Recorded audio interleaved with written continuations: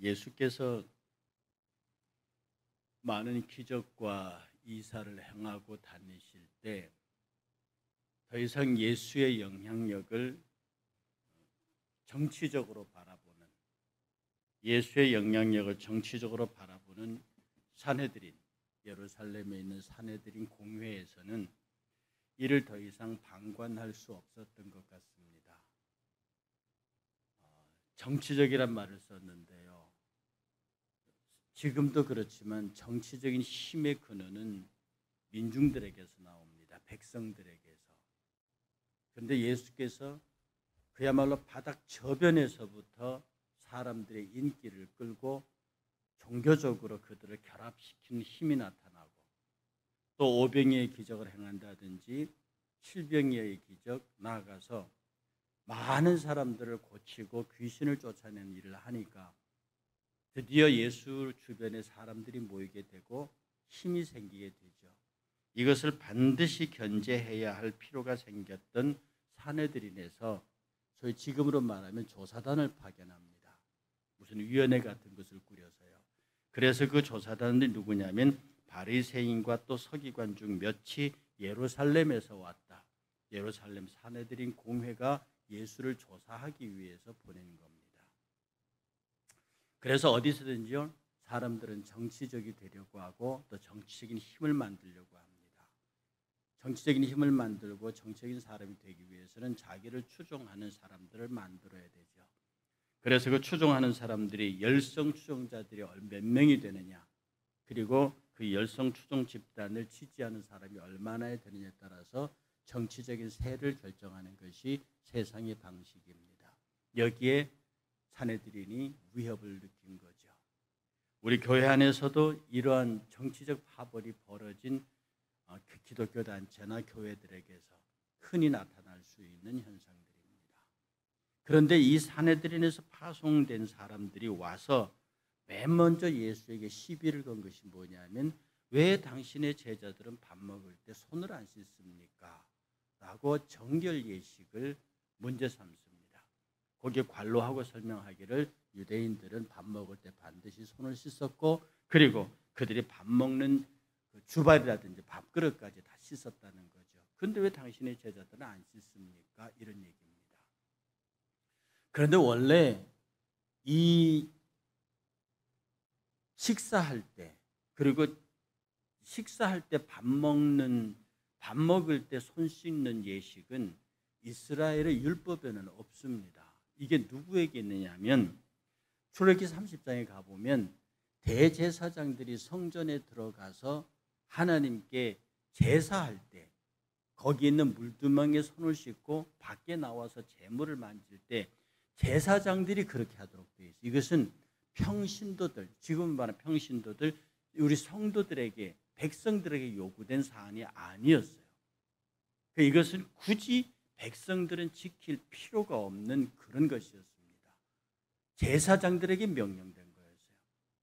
그런데 제사장들에게 명령된 것을 자기들이, 레위 족속도 아니고 제사장이 아닌 이 바리새인들과 서기관들이 이 전통을 자기들에게 적용했어요. 이것을 장로의 유전으로 만들었다는 겁니다. 여러분, 이것은요, 과도한 율법 적용이고, 왜 이렇게 과도한 율법 적용합니까? 레위인도 아닌 사람들이 레위급 규례를 지킴으로써 그들의 의를 자랑하기 위한 겁니다. 분명한 것은 그들이 레위인들이 행하고 있는 정결 예식을 조차 따라 지키려고 하는 그들의 마음을 비난할 필요는 없습니다.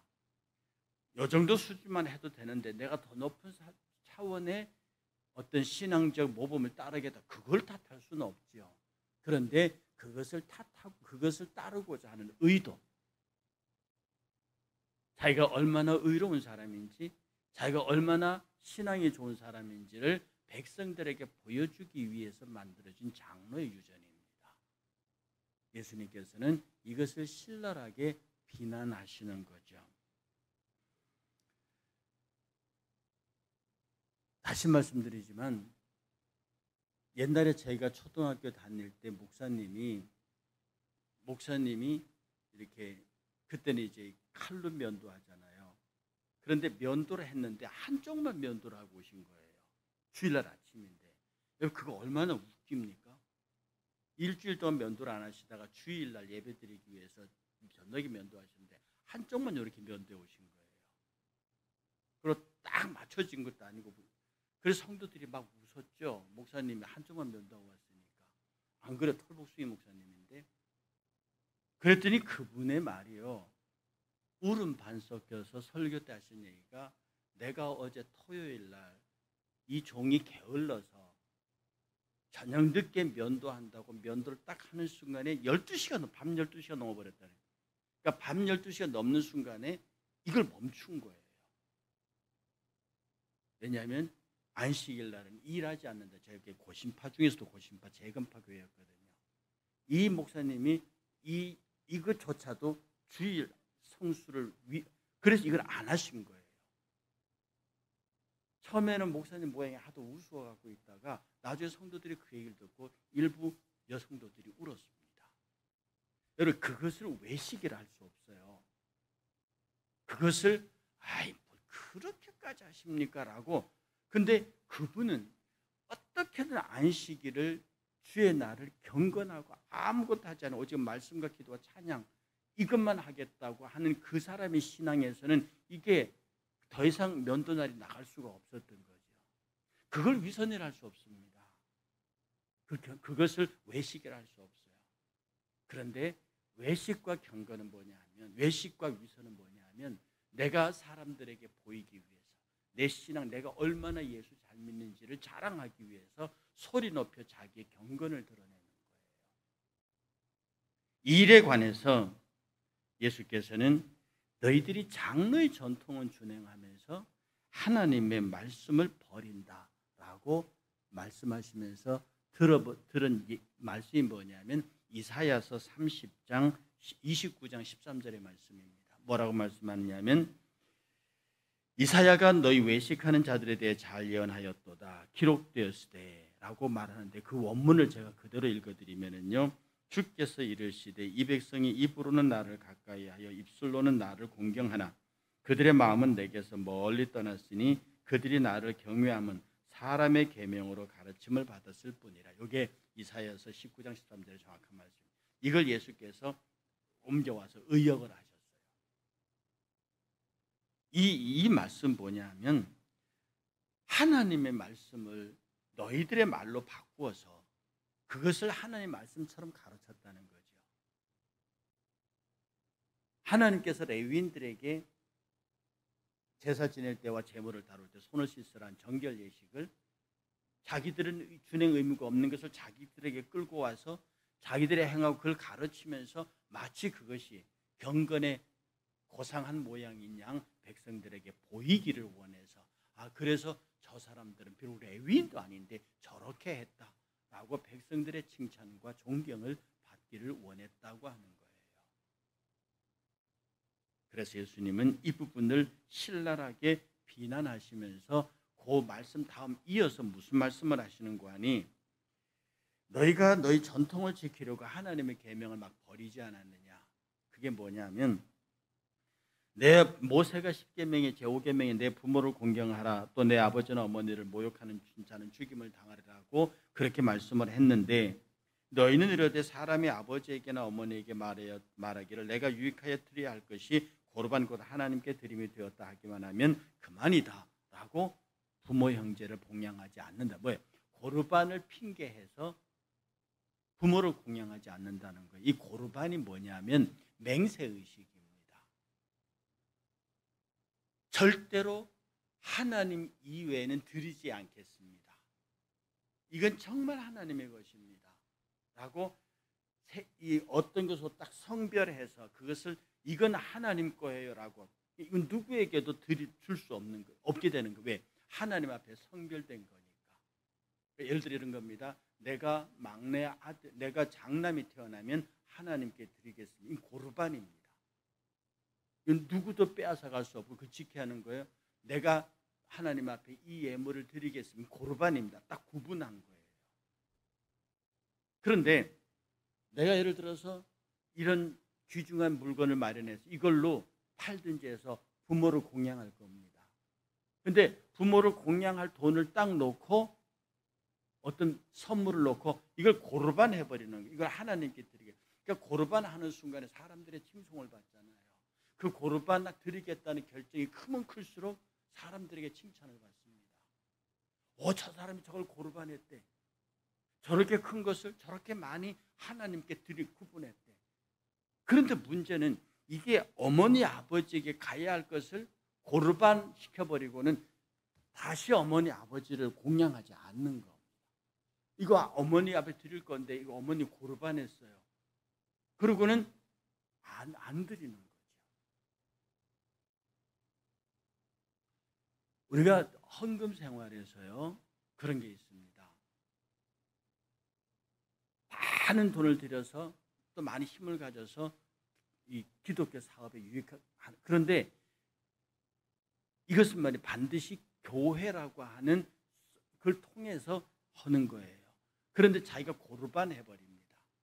하나님께 드려야 할 것을 자기 뜻대로 집행하는 거죠. 이거 교회 안에 굉장히 많이 있습니다. 이게 지금 현대판 고르반이에요. 하나님 앞에 드려야 할 것을 자기가 임의대로 처리하고, 이게 고르반입니다. 왜냐하면 이것이 내 이름이 나는 거거든요. 누가 했는지가 드러나는 거거든요. 얼마나 그것이 위험한 신앙인지. 당시 유대 사회에서는 이스라엘의 지도자들이 고르반을 굉장히 많이 했습니다. 그러니까 고르반의 단위가 크단 말이에요. 그러니까 백성들의 칭송을 받습니다. 저 바리새인이 저걸 했어. 그래서 사람들의 칭송 그가 받아요. 그러니까 그것은 하나님 앞에 드려지는 것이 아니죠. 하나님 앞에 드려지는 것과 고르반은 다른 겁니다. 기본적으로 자기의 의무를 다하고 나머지 것으로 고르반하는 것은 상관없어요. 내가 하나님 앞에 11조 드리고 감사 헌금제 다 드리고, 그리고 그 다른 것으로 고르반하는 것은 상관없어요. 그런데 마땅히 하나님께 드려야 할 것을 드리지 않으면서 고르반하는 것은 안 됩니다. 이스라엘 이 백성의 지도자들이요 이렇게 장로 유전을 끌어다가 하나님의 십계명을 뒤엎어버립니다. 부모에게 드릴 것을 고르반해버리고 하나님께 드릴 것을 고르반해버리고 볼 자기의 의무를 행하지 않음으로써 백성들의 칭송을 받으나 하나님의 계명을 파하는, 예수님께서 그 본질을 팍 찔러 쪼개시고 맨 끝에 12절에 이렇게 말합니다.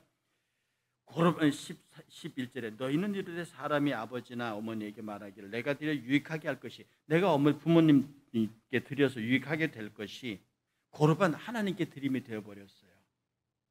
그리고 그만이라고 어머니가, 나 어머니 아버지께 드릴 게 고르반 해버렸으니까 제가 더 이상 못 드립니다 하고 자기 아버지나 어머니에게 다시 아무것도 하여 드리기를 허락하지 아니하여 불효를 행했다 이 말입니다. 너희가 전한 전통으로 하나님의 말씀 율법을 폐하여 십계명을 폐하고 또 이 같은 일을 많이 행하느니라 그리고 가르쳤다는 거죠.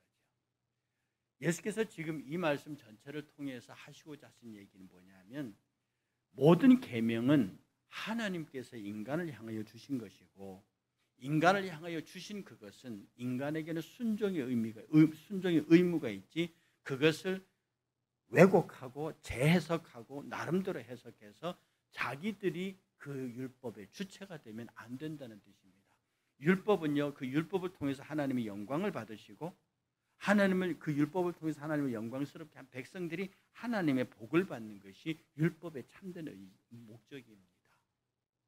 그런데 사람들은 그 율법의 목적을 뒤엎어서 그 율법 자체로 하나님께 돌아갈 영광을 자기들이 받을 영광의 방법으로 바꾸는 거예요. 오늘 이 세상에도 이런 사태가 어마어마합니다. 교권 경쟁이 그렇고 교단 분열이 그렇고 이런 것들이 어마어마합니다. 그렇게 됨으로써 우리 기독교 사회가, 교회가 점점 더 경쟁으로, 무슨 경쟁? 사람들에게 인기 경쟁으로, 사람들의 지지 경쟁으로 바뀝니다.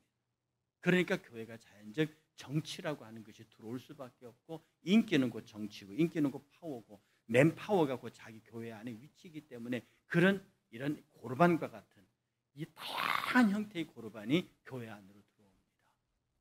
그리고 이 고르반의 참된 의미를 깨닫지 못한 영적으로 우매한 자들이 그 편에 파당에 휩쓸리게 되고 결국은 교회는 엄청난 분열을 가져오는 거예요. 왜? 사람이 인기 경쟁을 하고 예수 잘 믿기를 외부 경쟁을 시작하면 반드시 그 집단은 파열음을 낼 수밖에 없게 되어 있습니다. 세상의 구조가 그렇다. 그 세상의 구조와 방법이 교회 안으로 들어오는 순간 교회는 그렇게 된다는 뜻입니다. 그래서 우리는 기도하고요. 조그마한 고르반도 다 내려놓고요.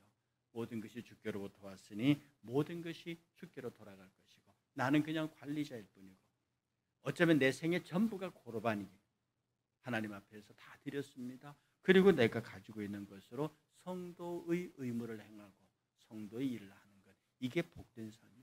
우리는 오직 성결케 위해서 매 순간마다 성결하기 위해서 하나님 앞에서 정말로 의로 지음받고 거룩함으로 지음받은 새 사람으로서 성결하려고 매일 노력하고 그 성결을 통해서 하나님께 영광 돌리려고 해야지 아무 것이나 갖다 놓고 고르반하면서 자기 마음대로 하나님의 일을 하나님의 것을 나누고 하나님의 것을 쓰는 것은 하나님 앞에 결코 같은 일을 하고도 사랑받지 못하고 사람의 칭송을 받을지는 몰라도 하나님께 영광을 받지는 못합니다. 여러분의 모습, 그 신앙생활에서 고르반의 요소를 다 뽑아내고 오직 하나님의 사랑받는 성결한 성도가 되시기를 그래서 가장 이 땅에서 복된 성도들이 되시기를 하나님이 복 주실 수밖에 없는 귀한 성도들 되시기를 주의 이름으로 축복합니다.